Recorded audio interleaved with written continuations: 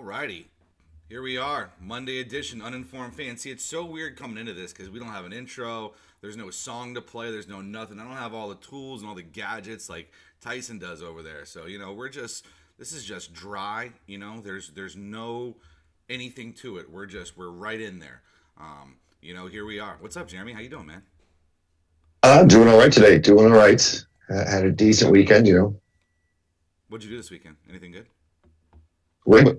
I mean, I worked. The grind is real right now. It's our busy weekend at the boathouse, and worked some day shifts, stayed busy, and hung out with you on Saturday. Yeah, no, Saturday was a good time. Obviously, got to watch the Florida State-Florida game. Tyson was out hanging out for a little bit as well too. So that was good to have everybody out and everybody involved. Any takeaways that you took from this weekend? I mean, listen. First of all, we can jump right into it. Breaking news: Frank Reich fired by the Carolina Panthers.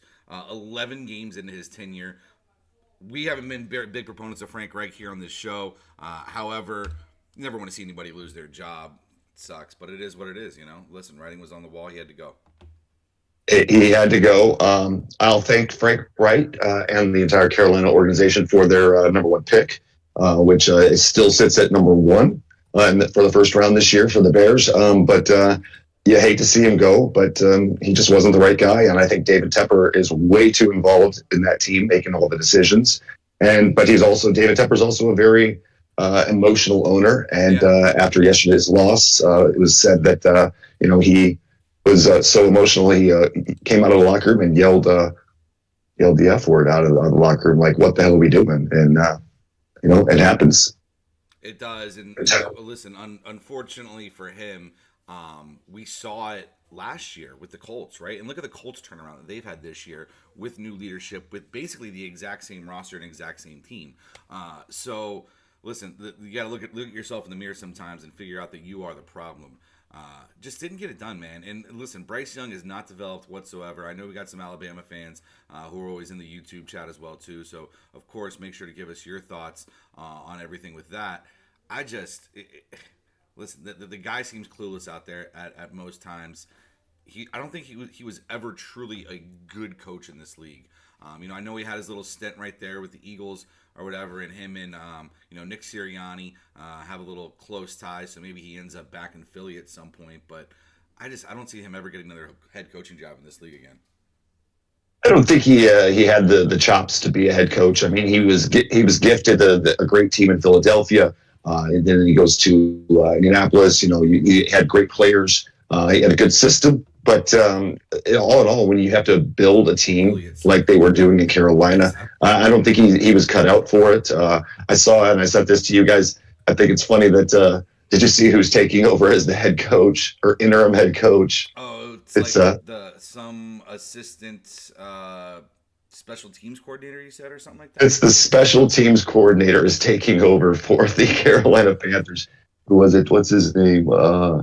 Chris Tabor is the special teams coordinator. Hey, guess what? You run kickoffs and punt returns, and now you're the head coach. And go. Terrible. I mean, and listen, they haven't been really efficient in anything they've done. The passing game has been terrible. The running game has not been great this year as well too. And I always say, a guy like Brandon Staley who pisses me off because it's like you're supposed to have defense and you're supposed to be playing great D, and the one thing that you're responsible for is the worst thing in your entire unit. Same thing can be said for Todd Bowles. I would expect his head to be on the chopping block here very, very soon from upper management in Tampa. It's just inexcusable for what the Bucks have done so far this year. So, listen, rest in peace, Frank Reich. I'm sure you'll land on your feet somewhere. You were privileged to get this hire, and you absolutely pissed it away as you did this Carolina Panthers football team this year. As they are officially, I think they're the first team officially eliminated from the playoffs, I believe. They are. They are. So Yep.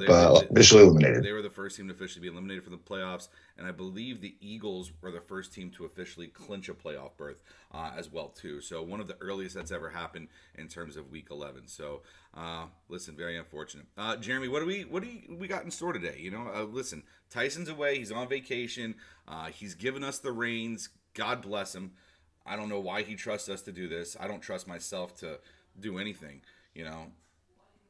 But here, Well, I figure here we are. Let's start off with that Sunday recap. Let's talk a little bit. You know, your circuit picks. They did pretty well this weekend. We are doing had a good day. Far. Yeah, 3-1 so far through the first 4 games. We do have the Bears plus 3.5 tonight. I think it has already dropped to 3, so you can't really get Whoa, Floyd! I absolutely would not send. Listen, there was places we were good. I'm gonna get the bad out of the way real quick. And honestly, for the entire public yesterday betting, it was a field day. I think the favorites went 8-2 yesterday. Every team that was favored pretty much covered yesterday. So with the exception being the New Orleans Saints that we were on. So unfortunately for us, that did not break that way. Man, New Orleans just another bad football team. I got a chance to watch pretty much this entire game, and hopefully we're going to get Mark Lloyd on to discuss it a little bit as well too. One of my good buddies who's a diehard Falcons fan. Hopefully we can get him in here to talk about it. So I will say this. And? Second, actually, I just got that message.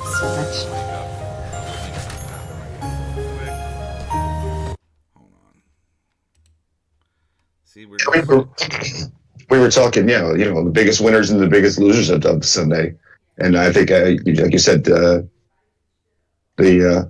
Falcons were a winner. You know, they get the win. Unfortunately, we had the Saints in a pick 'em. But how'd you do in pick 'em this week? I am in second place right now. Okay. There are three.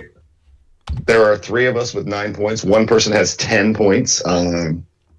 Amazingly, the games we lost were we lost Denver versus the Broncos, or Denver versus the Browns. That's one of the losers we wanted to talk about. I did have the Steelers, did have the Chiefs. I did have the Eagles. Those all were winners. And then, I had the LA Rams winning. I had Baltimore winning. So I'm sitting pretty. So right now we've got a double tiebreaker going on. Meaning you pick the amount of points that whoever wins by, it doesn't matter, and then you have to choose the amount of points scored in the game. So that's what we're looking at right now. Oh, good luck to you. What are you picking? What are you leaning toward? I have made my pick, and once again, I always say I don't go back to my picks. Tonight I've got Chicago over Minnesota. I also have. My point spread is 4. My point, the winning mark is going to be 4 points, is what I think it's going to be. Okay. And then I'm thinking it probably could be anywhere from 24-20 to 31-27. I think there's going to be some points scored tonight. All right. Well, let's see what happens. I do think this Bears defense shows up.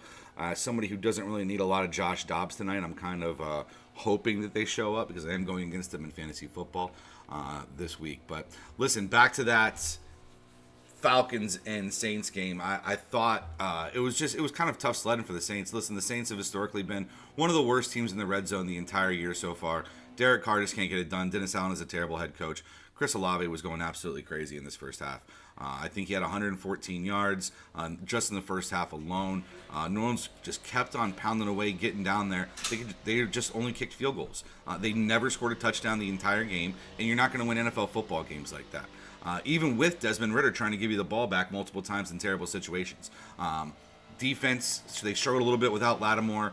Drake London had a pretty decent game. If you're going to let Desmond Ridder, do what he did and allow them to lead them down. But Bijan Robinson, played really well. Tyler Algier played well as well too, and Cordell Patterson ran his little butt off as well. So listen, tough sledding for the Saints because they did lose Chris Olave in this. Michael Thomas already on IR. Marshawn Lattimore, the Shaheed kid, number 22, has been their speed burner, goes down as well. So they're literally down to nobody for weapons. So you saw Kamara get some work there at the very end.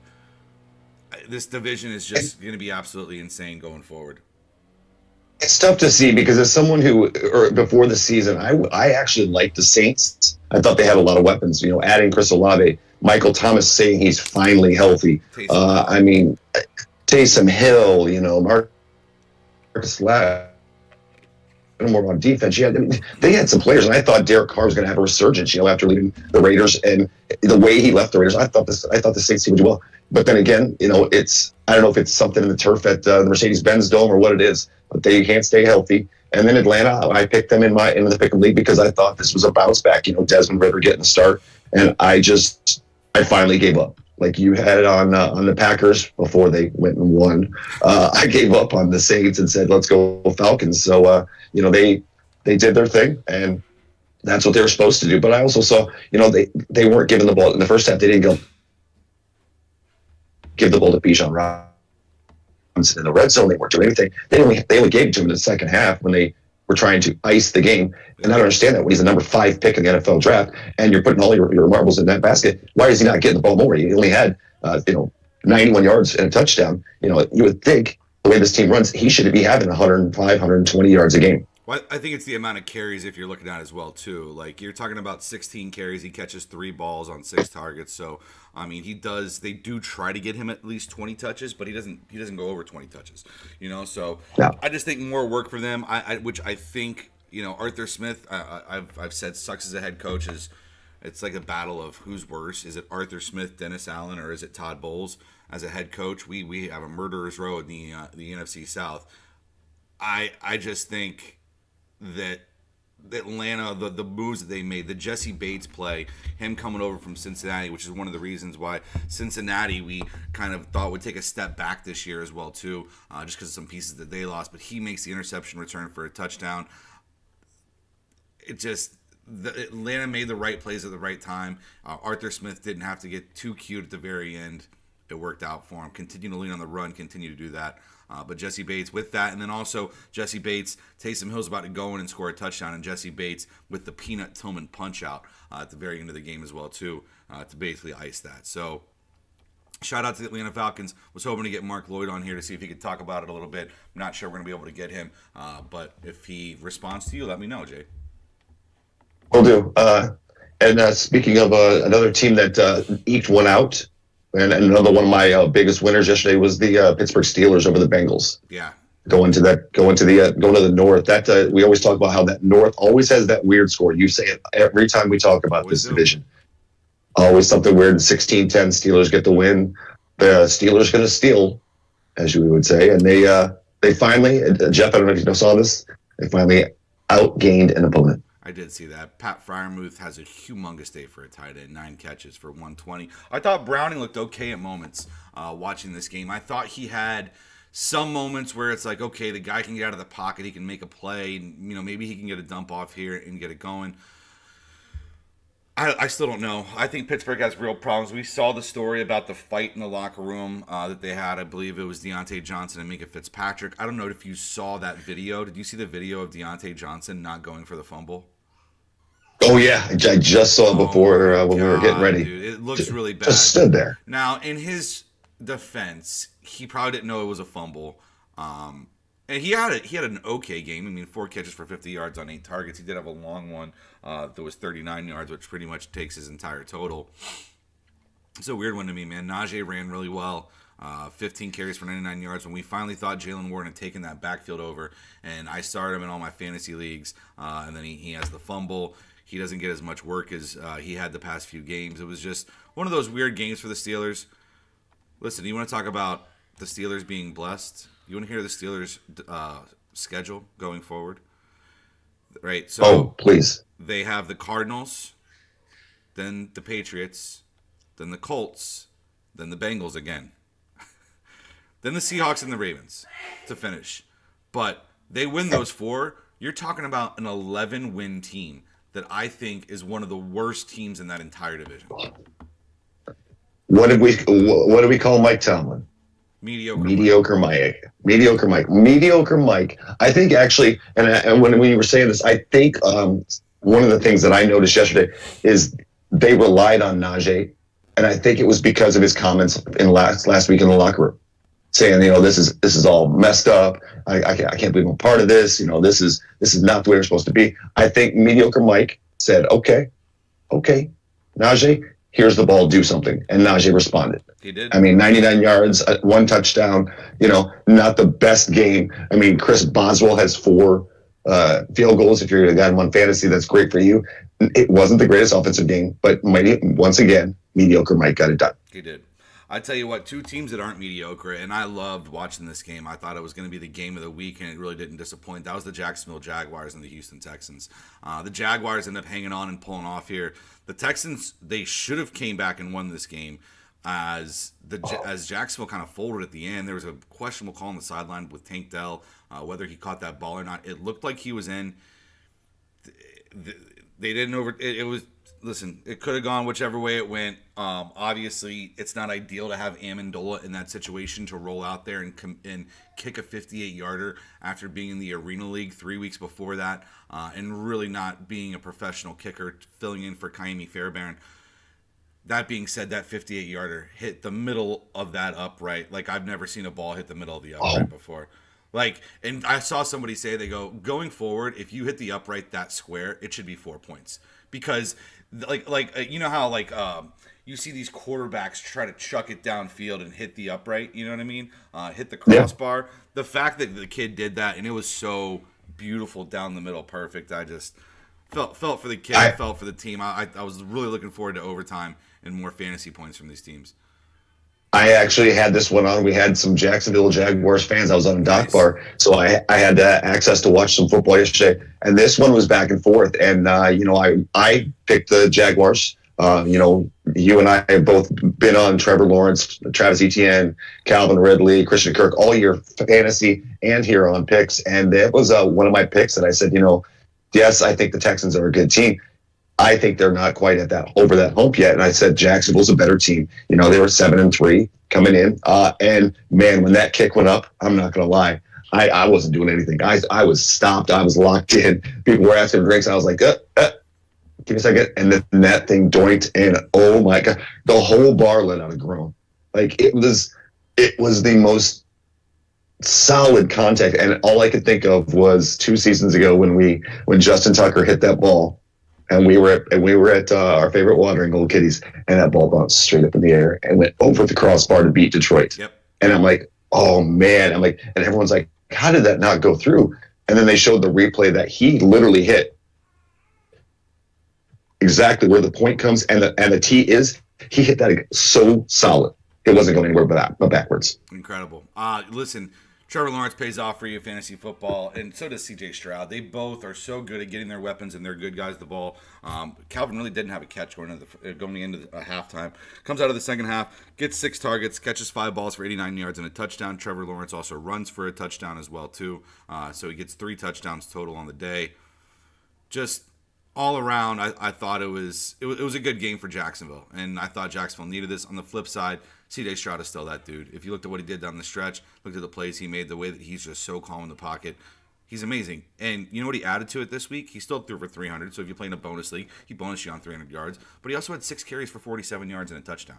So those matter a lot in fantasy football. And listen, this kid continues, right? Nico Collins, he gives good work to 9 targets, 8 targets for Tank Dell. The only guy, big womp for Dalton Schultz in a very plus matchup here.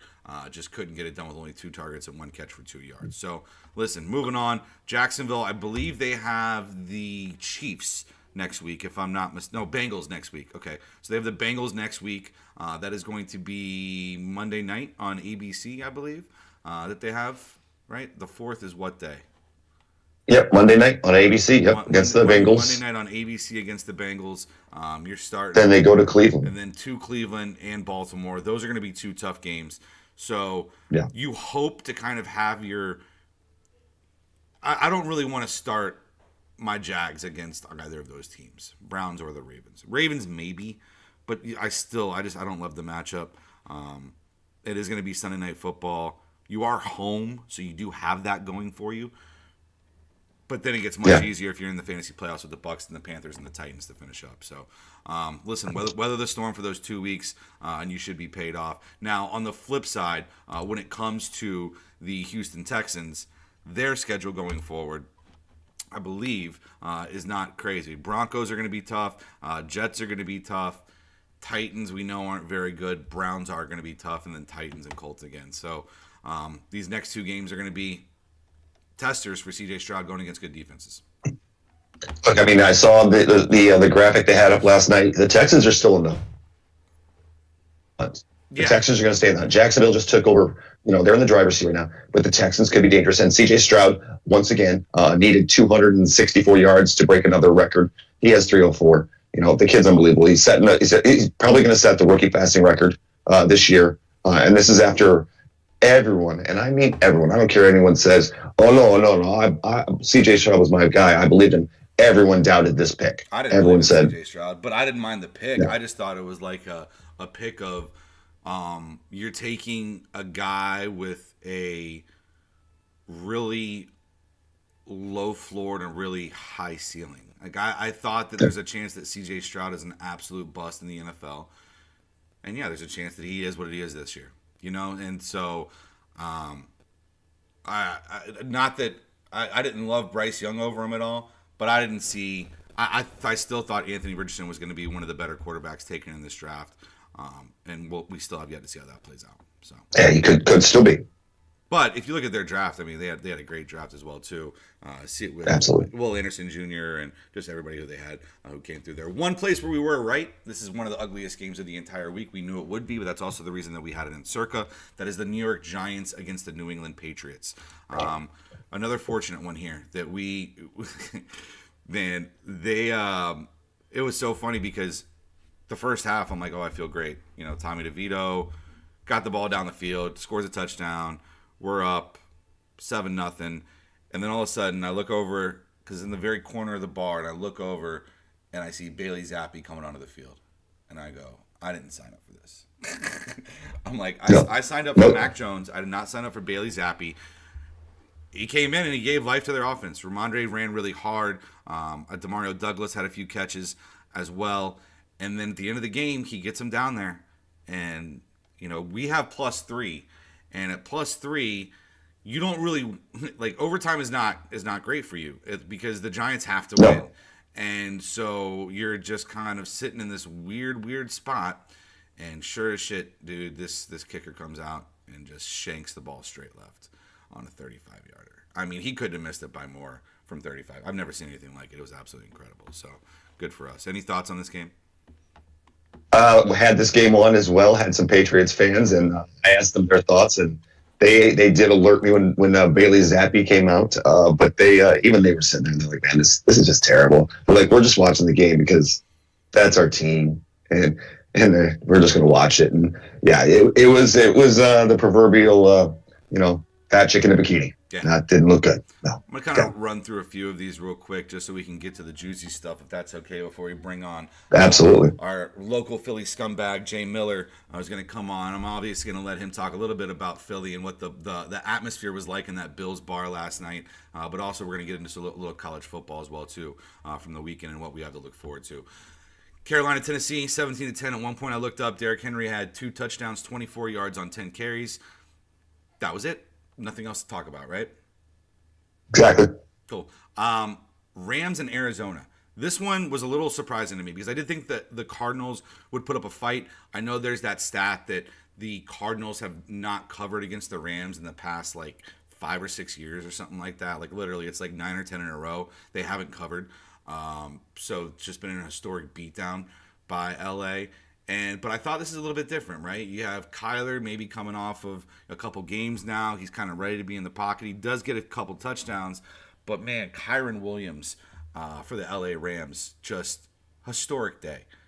Went absolutely nuts. I got to look at the box score real quick just to make sure I have these numbers accurate here. 19 carries. So 16 carries, 143 yards on the run. And then he had 6 catches for 61 yards and 2 touchdowns. Matt Stafford, 25 of 33, 229, puts in 4 touchdowns on that. Listen, if you had Kyler Murray in fantasy, he still did okay. Scored a rushing touchdown for you, threw a touchdown for you. It was what it was. Threw for 256, didn't turn the ball over. I don't know. I expect a lot more of this. The Cardinals team is not good. The Rams, very surprising, dude. Very, very surprising. And listen, Puka Nacua and Cooper Kupp still do absolutely nothing, and they blow out Arizona. I was questioning the call of waiving Darrell Henderson last week. I thought, why would you do that?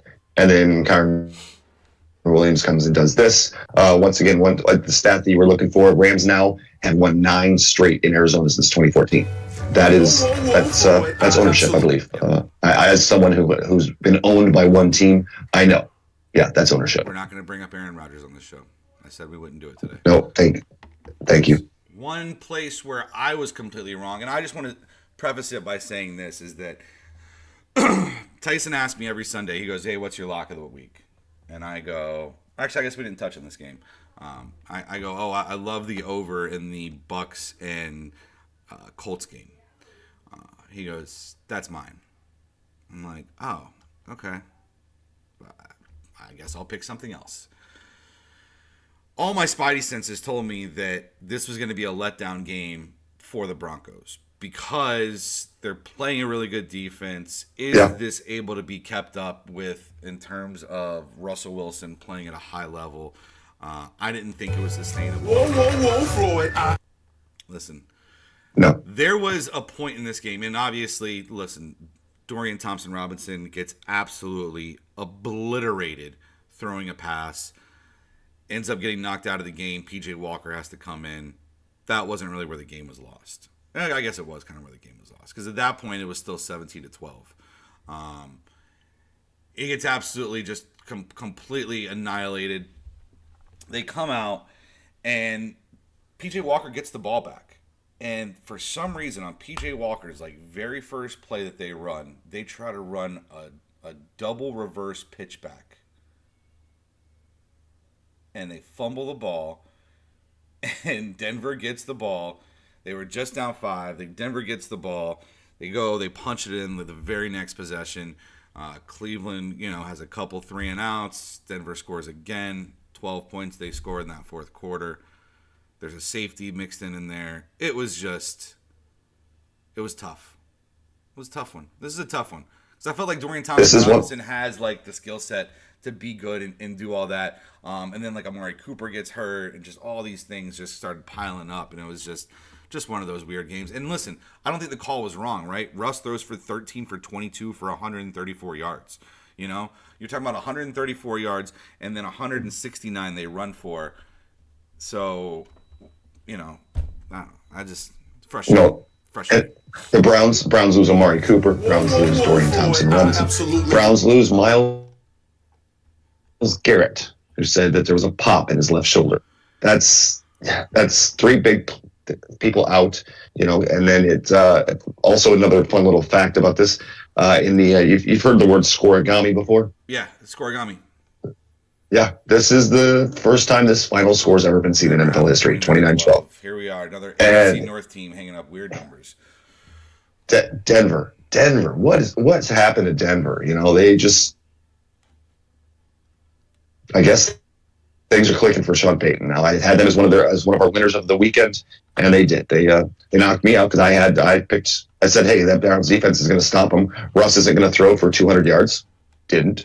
I also didn't think that the offense would rush for 200 yards. They did. So 169. Yeah. Anyway, that's my L. I'll take it. Yeah, it was my fault too. I feel like a lot of times I kind of get you guys in on this. What up, Buff? How you doing? MVP, how you doing, man? Mac Jones asked for his release. He wants to go back and coach at Alabama. Interesting. Okay. All right. Well, all the power to him. I think this is Bailey Zappi's team going forward, so he's gonna have to figure something out. Honestly, it seems like a toxic environment there anyway, but whatever. One game I forgot to touch on, maybe because of the PTSD or me just trying not to think about it. Very quickly, Tampa Bay loses to the Indianapolis Colts 27-20. Shout out to James Leake. You got your one win this weekend. Happy for you. Worked out. Rashad White, 15 carries, 100 yards. Mike Evans has a good day. 6 catches, 70 yards, 2 tutties. Baker Mayfield gets hurt, comes back in. He said pure adrenaline. That's the only reason. He's getting an MRI today. I expect probably bad news from that. Honestly, I expect Todd Bowles to be fired sometime in the next few weeks. I would expect Kyle Trask to get a few games in here toward the end of the year. Just kind of what I feel. At the end of the day, and I'm just going to really talk really quickly as a Bucs fan, it was completely unacceptable from our defense. They ran the ball down your throat. I mean, they averaged 5.7 yards per carry. And if it wasn't Jonathan Taylor, it was Zach Moss. And If it wasn't Zach Moss was Gardner Minshew, Floyd, it I didn't matter. absolutely They would ran the ball not right send in the that. face. Devin White, you got exposed once again. He's not back with the Bucks next year. Give me my guys back. I'm not spending money on a prima donna who doesn't want to be here. I'm absolutely done and over with. Todd Bowles spent 0 See this timeouts game. in 2 halves. 2 halves. Didn't call 1 timeout. He knows you don't get them next week, right? My boy John Pickleton, hilarious, on Twitter said we have 85 timeouts saved up for if we make the playoffs. It's absolutely ridiculous, dude. I'm so over Todd Bowles, bro. It's just that division, like, to think that Frank Reich, Dennis Allen, Todd Bowles, and Arthur Smith have jobs is absolutely incredible to me. Last game we're gonna touch on. Have you reached out to Jay Miller yet? I have. He's awaiting our word. Okay, get him. He's FaceTiming with his mom. Okay, tell him to get in the waiting room. We're gonna bring him in. We're gonna break down the Buffalo Philly game with him real quick. The last game, or we got 2 more games to talk about, I guess. Kansas City, Vegas. Tyson is he's funny. I'm always like a trust the process guy. Like, let's not freak out too much in the first half. Obviously it didn't look well. Josh Jacobs breaks off a 64-yarder or whatever on you. They go up 14-0. You look like you have no life whatsoever as Kansas City. But that was kind of a punch in the mouth where Kansas City, as a boxer, is sleepily walking through this, and then all of a sudden you get rocked, and you're like, "Oh, I'm in a fight. I got to fight." And they fought, and they shut them down completely in the second half. Antonio Pierce made some weird calls here. We had -8.5 in Circa. Congrats to us. Got it done. I thought Tyson's comments in our group chat were quite hilarious. I'm done with this. I'm over. Yeah. I'm just gonna slink back into my couch. Oh crap! I haven't been Survivor. I guess I got to watch this game. I'm invested. I thought it was great. I'm going to reference an old school UFC fighter, one of my favorites. This was Kansas City played the role of Chris Lieben. Now, if you don't know who Chris Lieben is, he was on The Ultimate Fighter the very first season. Where they had guys live in a house and, fight into the UFC. Chris Lieben didn't win. He got a contract because this kid never stops fighting. And the craziest thing about him, in some of his biggest wins, he would be getting rocked. And I'm talking like the referee, Herb Dean, Big John is ready to stop the fight. And all of a sudden he catches one on the chin.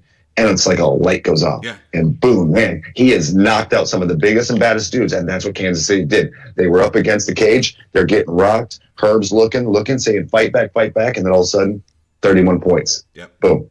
That's the Kansas City we looked for last week. We wanted. And that's the Kansas City we've been expecting. And maybe something clicked. Yeah, and Kelsey finally kind of like got it together a little bit here as well too. Rashee Rice had a big day. There were still drops. I mean, there were still drops over the field and big drops as well too.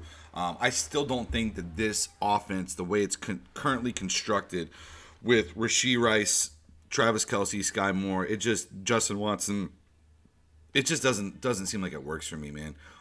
They need an alpha in there, and Kelsey's fine, but they need a dog who can go get the football.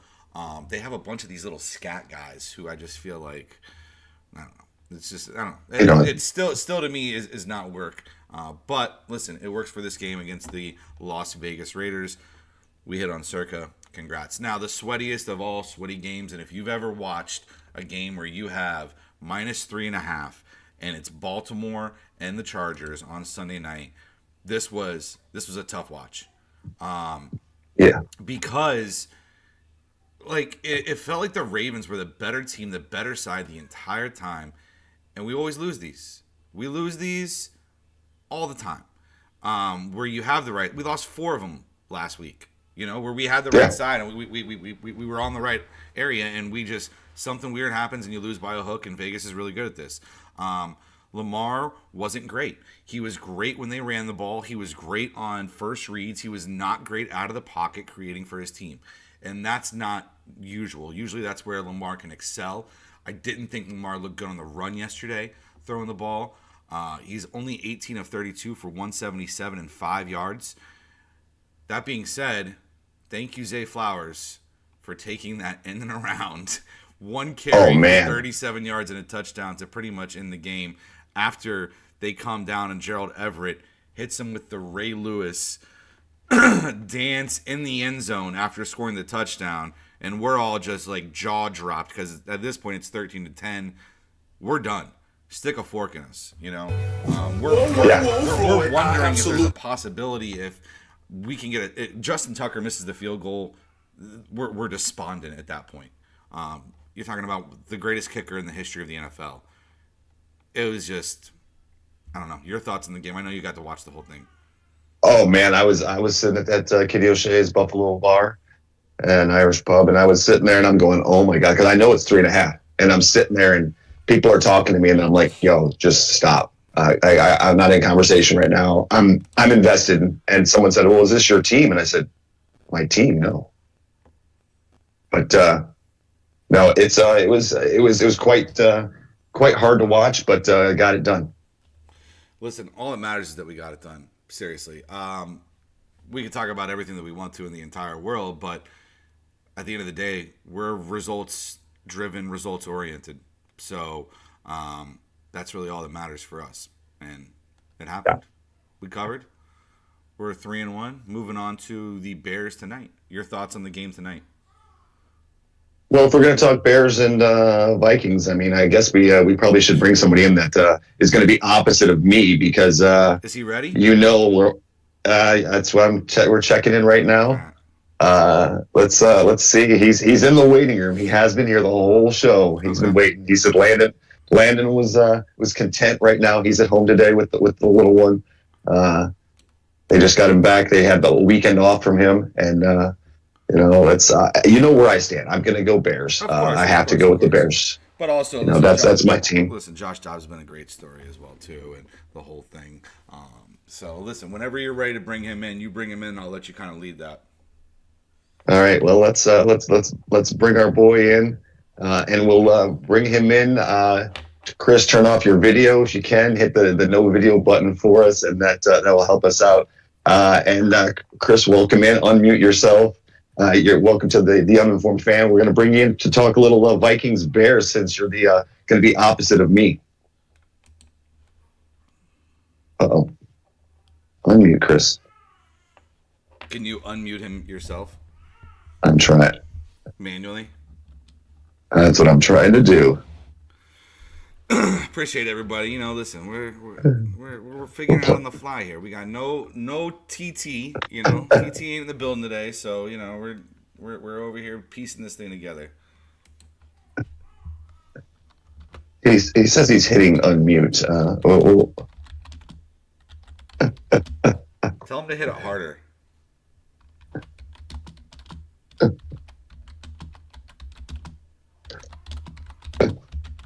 Oh no! Oh, hold on. Oh,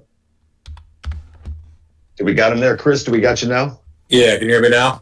There he is. What up, Shay? There we are, Chris. All right, Chris Shea. How you boys doing? Fine. Doing great, Shay. What's going on, bro? Not much, man. Just got the kid back.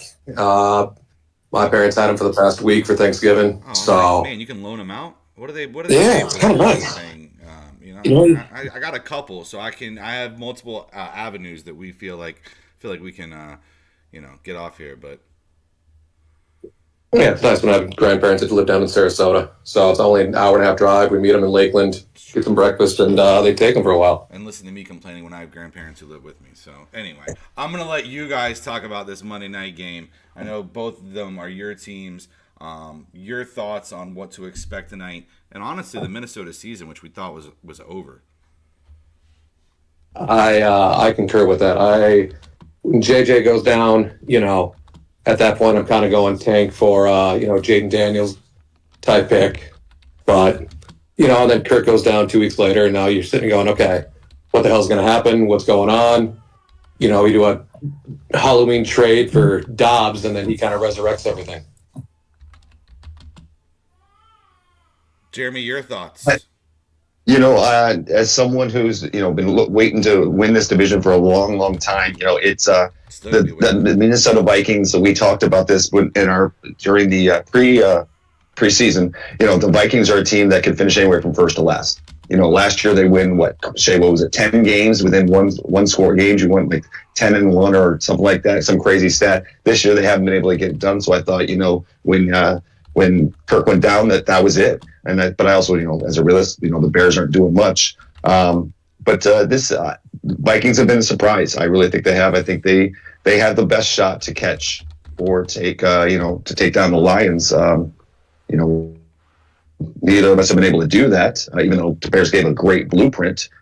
Packers were able to finally do it, but this is going to be where the NFC North is. It's going to be the Vikings and the Lions. Unfortunately, the Bears are out of it. See, and this is, these are the kind of games that I miss, is going the black and blue division. I know, Jeff, you remember that when Tampa's up there in NFC North, and you've got, all these close games, all these, 8-8 records, 9-7 winning that division. It's those are kind of gone in the past now. You've got your top dog going, 3-4 losses, and then, you've got your Vikings are in there, your Lions were always down there for a long time, and now it's actually kind of good to see them, using all their draft picks, and they're doing it right by drafting linemen instead of going for these flashy, players and picking up these guys later in the rounds. Yeah, no, you definitely build your teams through the line, defensive and offensive trenches, and then add your ancillary pieces in later rounds or kind of around everything, and go from there. I think for me, I've been very impressed with just the way Josh Dobbs has been so composed and controlled in the pocket so far for you this year. And this win streak happening without Justin Jefferson, pretty much, who we think will come back, probably not tonight. He hasn't practiced in full yet. But we have a bye coming up after this, so you have a full week to kind of rest up, get him back at 100%, and then really kind of attack the rest of your schedule the rest of the way. What's been your takeaway from Dobbs so far? I like it. It's a quarterback that we're really not used to ever since, Dante Culpepper, Randall Cunningham days, where he's agile, he's mobile, he likes to make those runs, which, we've had pocket passes from Favre to Cousins to, even Peter, all those kind of guys. And, it's kind of nice to see that, change of pace. And I think that's what's actually brought these Vikings kind of, more alive. And they've got the dog in that fight, Josh Dobbs. He's had, 5 teams in the past 2 years. He comes to a team and his first game has no idea who any of his players are. He's trying to get the cadence, from his O-line literally 10 seconds before he's going into that game. And, just to see that light that he's bringing into this team is kind of refreshing. It's interesting, too, because going forward, you look at tonight's game, right, against the Bears, you would assume it's pretty winnable, being at home.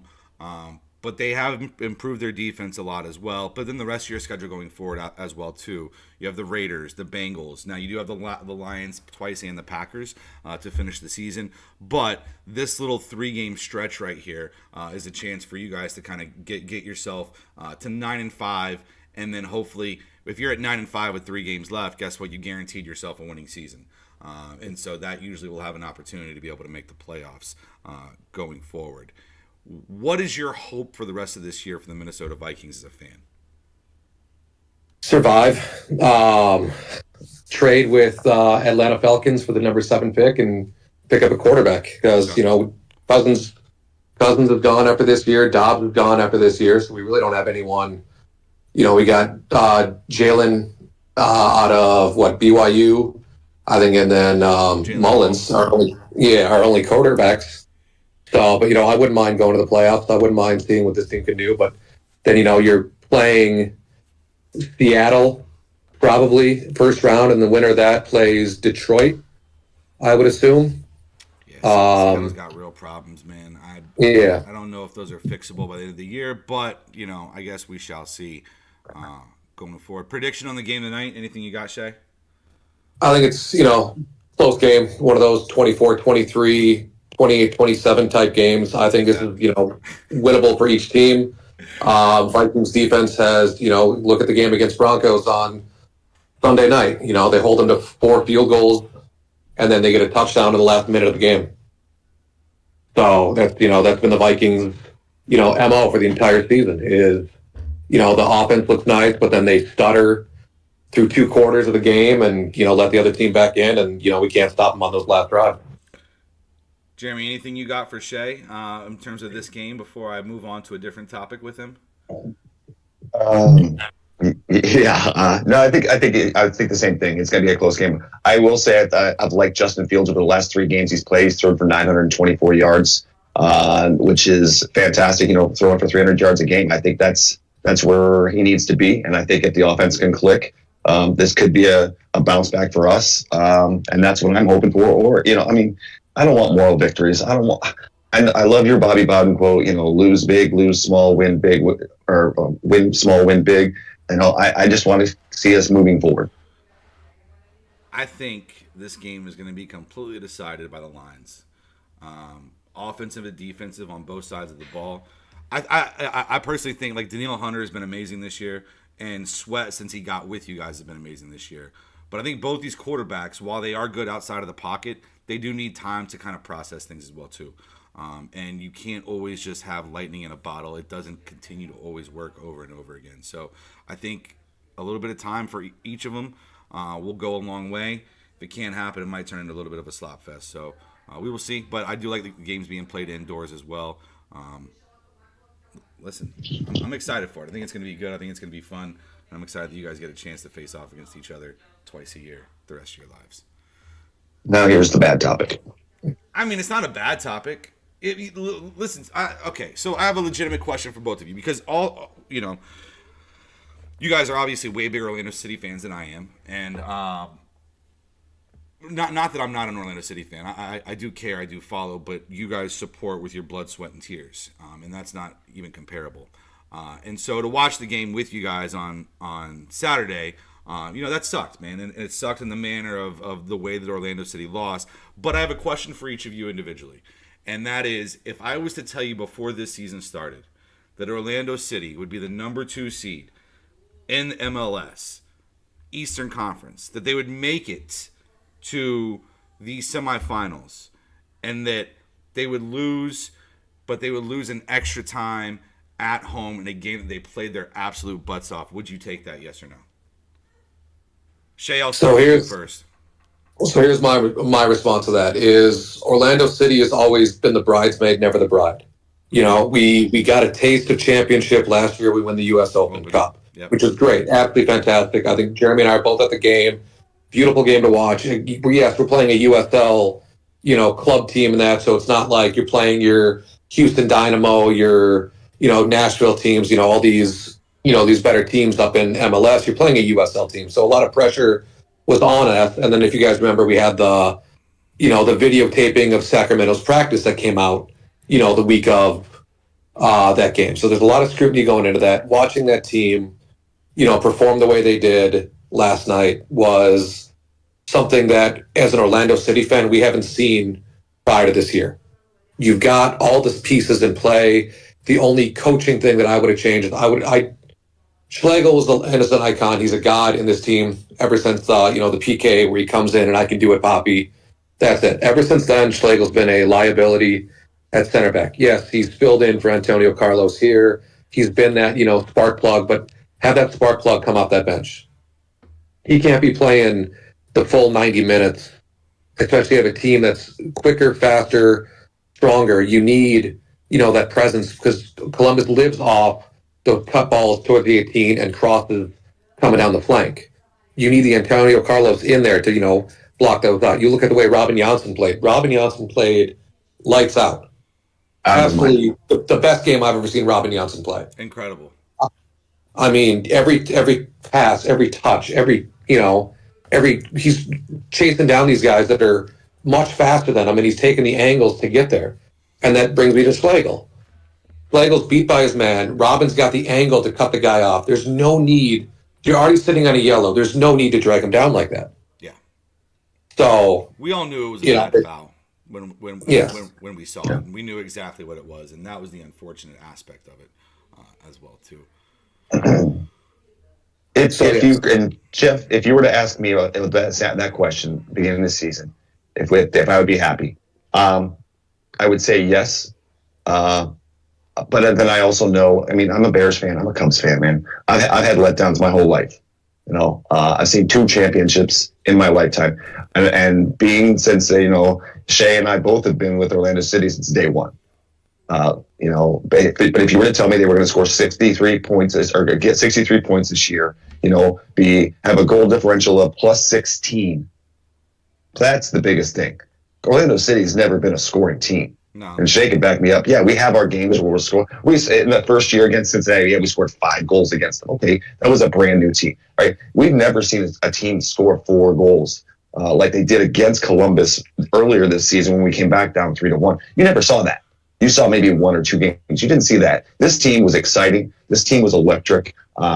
This team, man, the amount of people that I've met or talked to at the bar or coming into my restaurant that we started talking soccer, and I found out they're Orlando City. I met one of the writers for the Mainland a couple weeks ago. He was sitting at the bar. We just started talking soccer.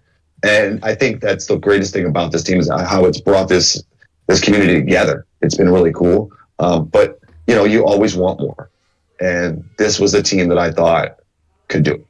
And that's where it was heartbreaking and gut-wrenching on Saturday night. They were so close to it. And I think the other thing is that when you are that close and then you're down a man and you're playing 40 minutes down a man, and you're still in it, you're still creating opportunities. Their goalie is standing on his freaking head making saves left and right that we had amazing opportunities. I think that's a tough pill to swallow as well. But I do want to say to Columbus Crew, shout out, man. Like, they played their ass off regardless of what we want to say. I thought the pace and the level of intensity that they played throughout the entire game was incredibly admirable.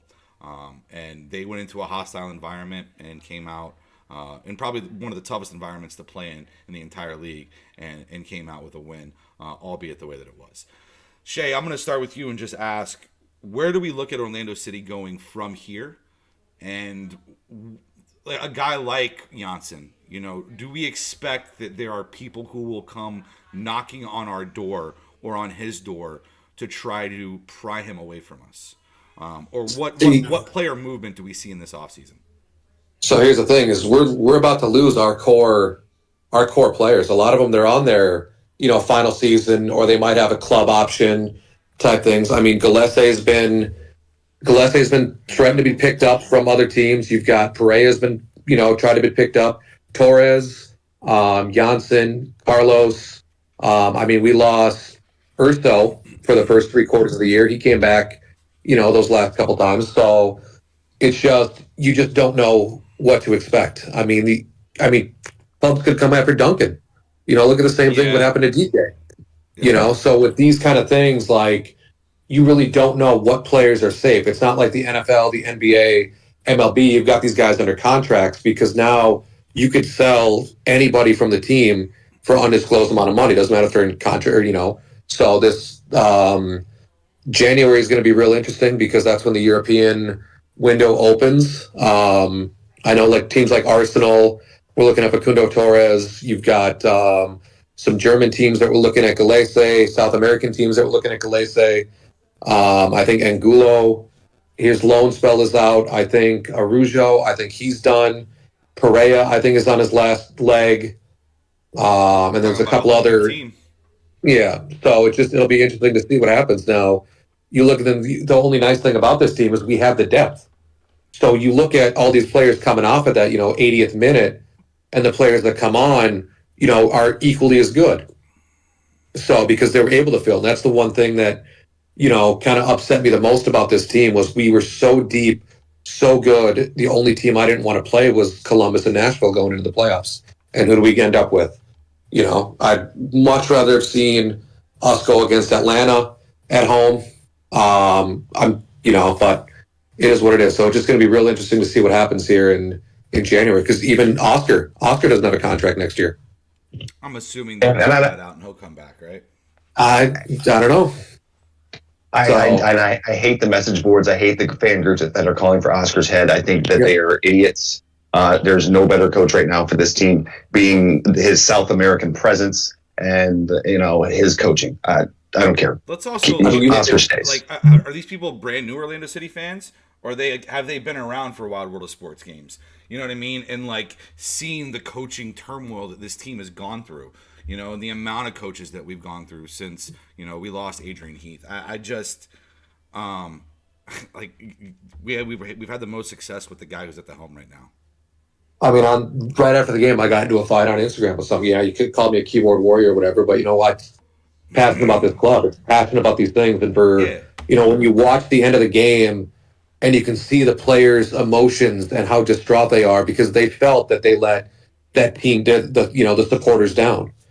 You could see it in their, when they're walking out, they do their, say their goodbyes at the end of the game. Their season's over.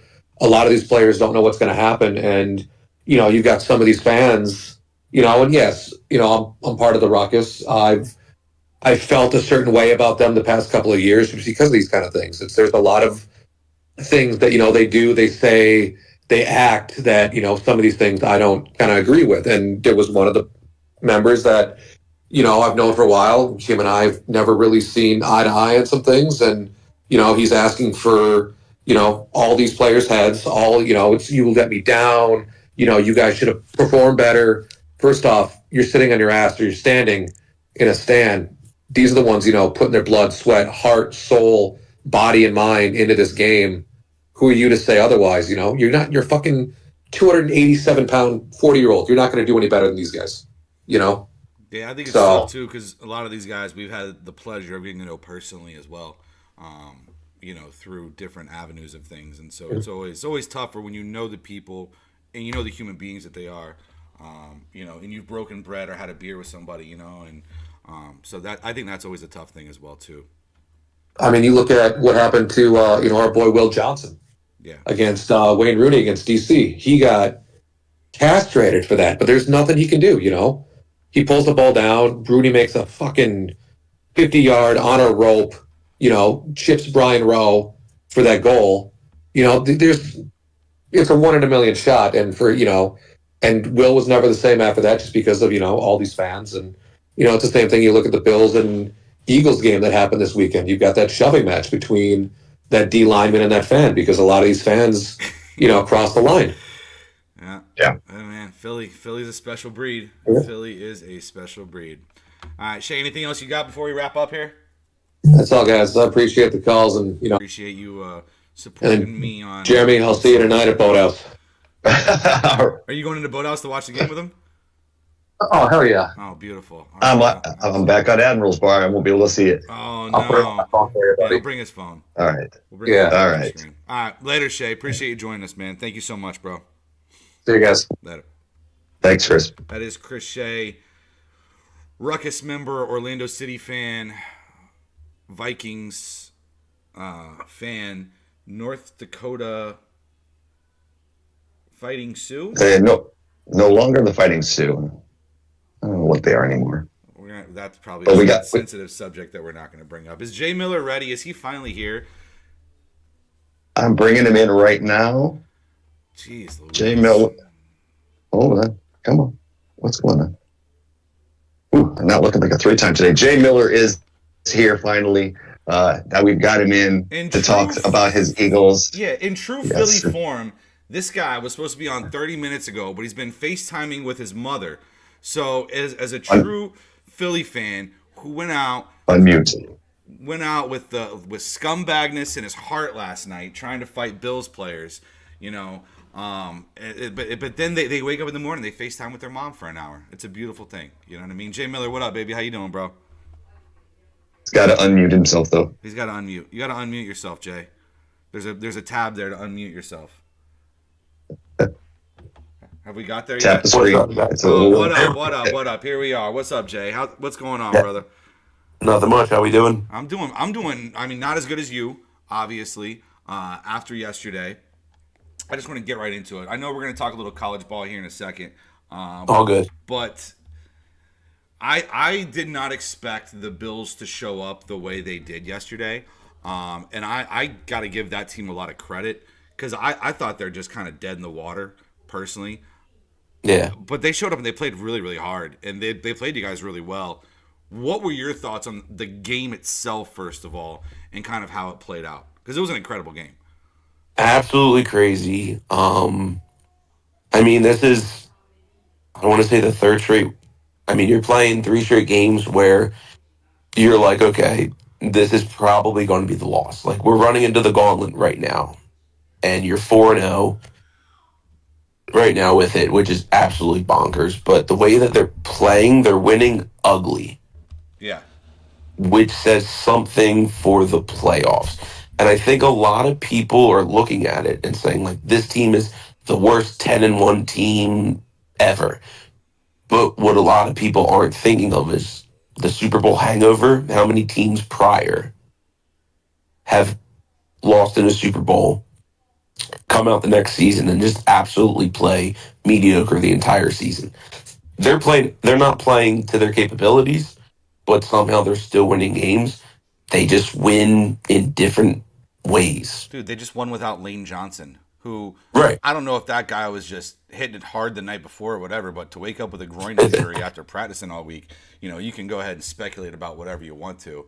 I think it does show moxie, honestly, and it shows resolve for the team and the fact that you guys you never think that you're out of it. Was, it was 17-7, it was 24-14. There was all the reason in the world to say that this game is over, and yet Right. you punch back, you fight back. Literally, your fans fighting Bills players. I thought it was the game of the year. It's an instant classic, 100%. Josh Allen tried to will his team to victory. As hard as he possibly could, and then comes up just short. Jalen Hurts, man, I tell you what, as much BS as we give you guys about the tush push, the way that last final play opened up, and you just knew as soon as that safety went over to the other side, that's ball game. It doesn't matter. The seas opened up, parted, and then boom, he got through. Where do you think that Philly can improve on right now, especially going into a huge showdown next week against the San Francisco 49ers? The first thing has to be the secondary. I mean, they're just letting up too many yards. That's an issue. It's been an issue. I mean, let's be honest. They were a Marquez Valdez-Scantling drop last week of losing that game. I think the play calling needs to be better. I think they're really good at the second half adjustments, but that's also saying that the game plan going into the game is not good. Now, obviously, Lane Johnson missing that game yesterday. Your offensive line is definitely going to take a hit. I mean, we're going to be honest. He's a first ballot Hall of Famer at that position. So when you take that out and you just put in even an average player, that is still a huge loss. I mean, with Jalen Hurts, we talk about quarterbacks all the time, arm strength, mobility, just whatever. There's just one characteristic that, like, you just cannot judge about a guy, and it's just the winning factor. I mean, case in point last night when you watched the Chargers and the Ravens. When the Chargers got down and you looked at Justin Herbert, it was just like, okay, they're not winning this game. It's just he's a great quarterback. It's just, there's just a missing, like, it's something that you can't just be like, that's the missing fact. It's just like, I guess we call it the it factor. And it's just that winning thing. Like, when the Bills kicked that field goal, it was like, okay, Jalen Hurts is coming down the field. I was surprised. Were you surprised at all that they didn't give Josh an opportunity to try to, with all the success that they had throwing the ball, moving the ball against you guys, to have 20 seconds and a timeout at the end there and to just accept overtime? I was a little surprised by that in McDermott. I'd fire McDermott today because of that. I agree. 6-6. 6-6. Worst thing you do is you hand the ball off one time. You get any type of positive yards, you go. We're just running a screen pass with James Cook that had been successful pretty much the entire game. Yeah. Like something like that. And see what happens. See if he breaks a tackle. Look at what, for everything that Bills fans complain about, and if you look at the fact of, them complaining about, the overtime rules, so we changed the overtime rules, and they ended up losing to those same overtime rules. Very ironic. But also, if you look at, they lost in 13 seconds to Patrick Mahomes.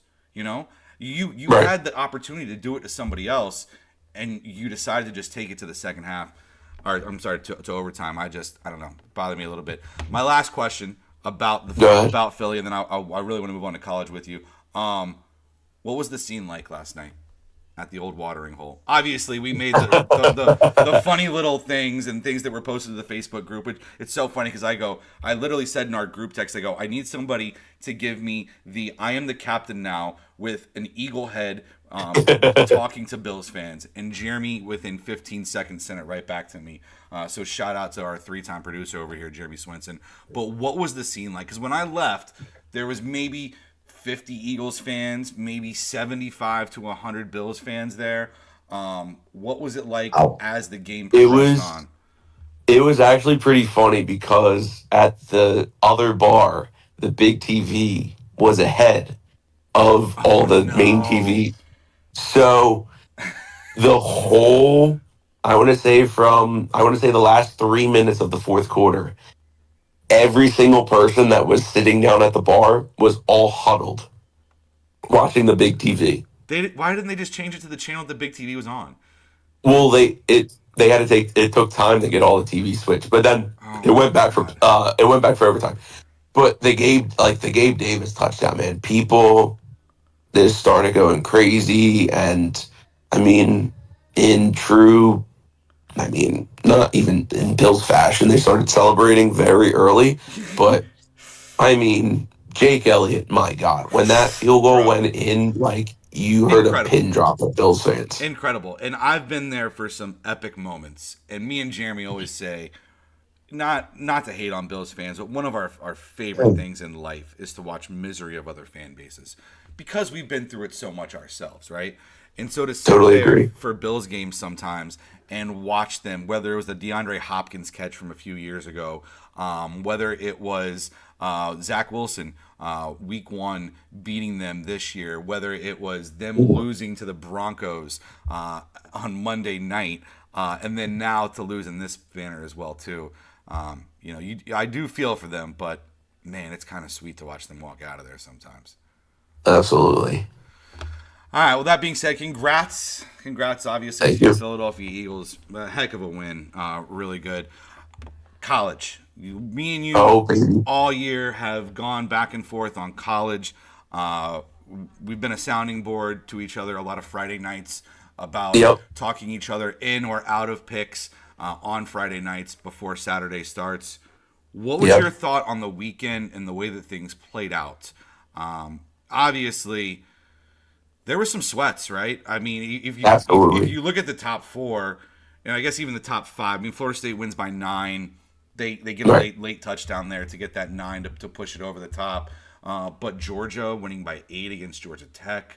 The Michigan-Ohio State was really close.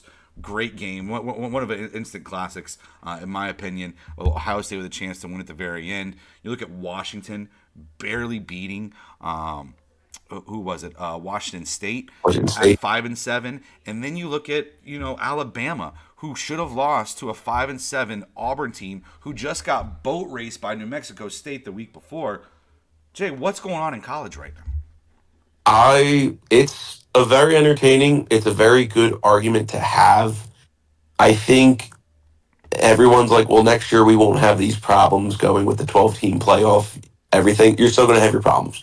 This weekend, it's very entertaining because you can see 7 teams for 4 slots right now.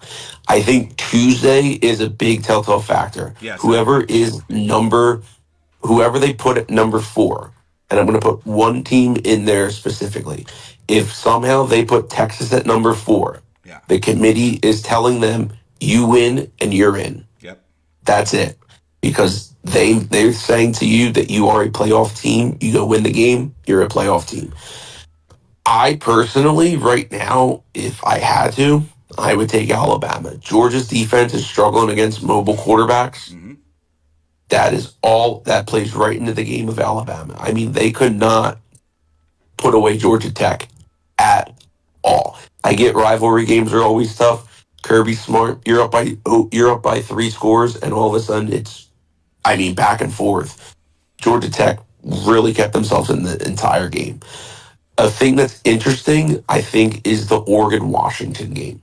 Because if Oregon were to win that game, instant classic, last-second field goal, you have 2 teams in the Pac-12, which the entire season has been the most competitive conference. Oregon's one loss is a 3-point loss at Washington. Right. Washington's loss would be a 3-point loss at the in the Pac-12 championship. How I'm assuming you just go with the Pac-12, but if Bama wins, do you kick Georgia out?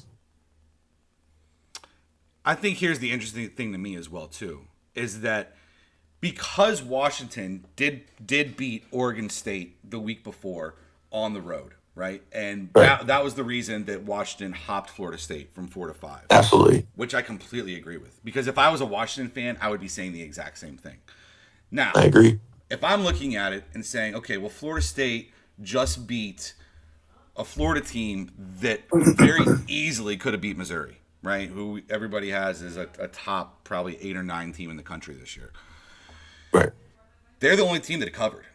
Does Florida State move back ahead of Washington, you think, now? I mean, obviously, Ohio State's going to get moved out. How Right. far will be yet to be determined. Texas has the head-to-head over Alabama. Is Florida State left just holding the bag here, even with a win against Louisville and being an undefeated ACC champion? I think the Louisville loss this weekend hurt that case. And I thought that Louisville had nothing to play for. And they're playing Kentucky in a spot where I absolutely hated. I loved Kentucky this week. Right. But you're looking so far ahead of the ACC championship. You know you're not playing for a top 4 college football playoff spot. It kind of is what it is at this point, right? Right. And you're playing against a Kentucky team that has everything to play for. So I think that's tough as well too. It's just, for me, if you're an undefeated conference champion and you're out of conference games that are scheduled are LSU and University of Florida, what else are you supposed to do? Is my question.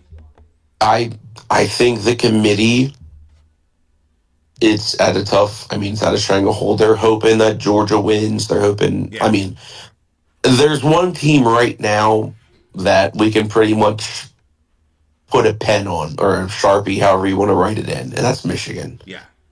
They scored 2 touchdowns. They're going to win the game on Saturday. Yeah. What's that total at? I saw it's the lowest The- championship total in the history of. Yeah, the spread. All I know is the spread is 23, and Iowa's team total 6.5. Okay. That's it. So I would say it's probably about a 34 or 35. So, so I'm looking at spread opened at 23, 34 and a half. Yeah.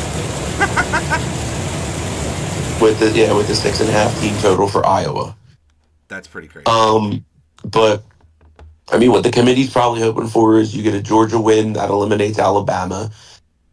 You pray to God that Pac-12 championship game is just an absolute blowout, and that Or totally if Washington eliminates. wins. If Washington wins close.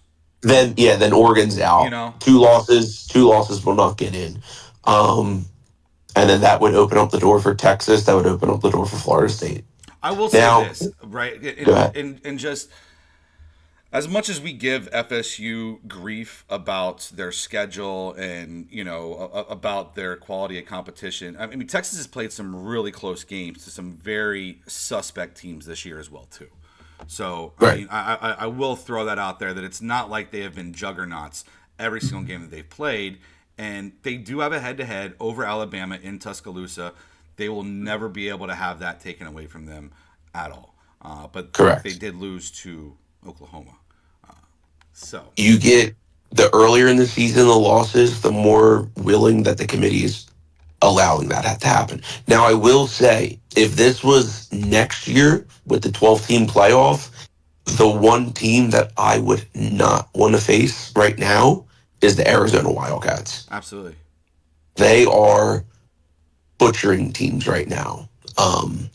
But that's next year. This is this year. I think my Final Four, I'm going to put Michigan at 1. This is after I think Michigan wins the Big Ten. Yeah. I think Alabama wins the SEC. I think Oregon wins the Pac-12. Florida State is your ACC, and Texas is your Big 12. I think we got Michigan. I think you're going to go Oregon will be number 2. I think you're going to put Texas at number 3, and then you're going to put Alabama at number 4. Man. So 13-0, Florida State does not make the college football playoff. I hope you're wrong. I mean, for you guys, I hope I am wrong too. That's just how I'm seeing it play out in my head. All right. Fair enough. Well, listen, you have been my go-to for college football this year, so I always respect everything that you have to say about it. You're always very, very knowledgeable. Also, Bo Nix Heisman, no big deal. Back in play. This is going to be a huge game for you, though, right? Oh yeah, Voting Yep. voting is after this week. So this is the last opportunity, and you have, in my opinion, the two guys who are the predominant front runners for this in Penix and in Bo Nix. Should be a good one. Now I will say next year, I don't care the odds. Milrow is winning the Heisman. Okay. You think Don't so? care the odds. I don't know. If Don't I care the odds. Loved the give me the Heisman thing after they beat Auburn. Like it wasn't like yeah, we beat Auburn. Let me go celebrate with my teammates. It was let me stare at a camera and tell you that I deserve the Heisman Trophy. I just think next year that is a scary team. All right, But you heard it here first. Jay Miller, congratulations to your Philadelphia Eagles. Any other thoughts you got? Anything else you want to say before you get out of here? no, I mean tonight's game, yikes. That's really it. So we are 3-1 so far in Circa this week, and we do have the Bears plus 3.5. So I don't know if you can still get 3.5 anywhere. I think it's gonna move down to 3 or 2.5 now. But I don't know. I like the Bears defense the way it's looked since Sweat has entered into the fold, and they've gotten a little healthy on the outside with Johnson, Edmonds at linebacker. I don't know. I kind of like what the Bears got going on in D. It'll be entertaining to watch. You off? I am. Punts are great. You said punts are great. That's right. I'm with you, bro. Let's ride that under all the way, baby. 2-0 final score. Go Bears. All right, we'll take it. Jay Miller, thank you so much for joining us, brother. We'll try to get you back on here as well, too, maybe after these games sometime next week to kind of recap everything that happened and see if you were Absolutely. right. Would love see to. where we were wrong, all right? Absolutely. Appreciate you, bro. I'll see you guys. Thanks, man. Bye. All right. Man, I don't know if you saw, but while he was talking there, parts of my soul were leaving my body. Yeah, I can see that. I haven't got a word in since about 11:58, so it's been 20 minutes of silence over here. I've been just listening. But that's what a producer does. You listen. You think Florida State might not make the college football playoff? I mean, the way he draws it out, he's not wrong. And looking at the spreads right now, Oregon is favored by 9.5. Here's my thing is and this is going to be very interesting tomorrow because I think that he's 100% right. The committee's going to tell you exactly what they're going to do tomorrow. If they have Florida State in the top 4 tomorrow, and we win, we're in, right? If you're number 5, you're out. Even if you win. But how would they justify that? No matter what anyone says, and I've read this and heard this, and I watch a lot of sports talk, and I listen to a lot of sports talk. I'm like a 65-year-old man when it comes to that. I listen to everything. They are saying that no matter what, they look at the body of a season. That's not true. They look at what's going on right now. Who's the hottest team? Who's the team that's going to get the most ratings? And Florida State, unfortunately, is not going to get the ratings without Jordan Travis. They're also not going to put up the numbers that they can do without Jordan Travis.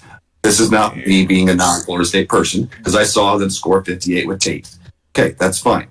But they're going to want Michael Penix. They're going to want Bo Nix. They're going to want the Georgia contingency to watch the game. They're going to want Alabama to watch the game. Do you want to know why they're also going to want Alabama to watch Alabama in that game? Because people hate Alabama. And the old Howard Stern adage goes, why do people listen for an hour? They love him. Why do people that hate him listen for 2.5 hours? Well, they hate him. They want to see what he says. They want to watch Alabama go down. They want Nick Saban to get red-faced and lose, and they want to see it on prime time, and they want to see it on New Year's Day. All right, well, let's go Georgia. Let's go Washington. Let's go. All right, that's going to do it for us. I'm going to go cry in a corner and, just figure that we're not going to make the playoff. Appreciate everybody being here today. Make sure to like and subscribe. Make sure to follow us on Twitter, X, whatever Elon wants to call it today. Instagram, @TheUninformedFan. I am Jeff Schneider. He is Jeremy Swinson. You can follow him on the X at kickball_legend. Correct. Yes, sir. You can follow me on X at Off the Schneid if you'd like to as well too. Thank you so much. We go see you guys on Wednesday. I believe it is me and you again, Jeremy. Roll it back, baby. Here we are one more time. We'll try to get some good content in for you guys and bring some other fun people in as well too. Until then, you guys be great.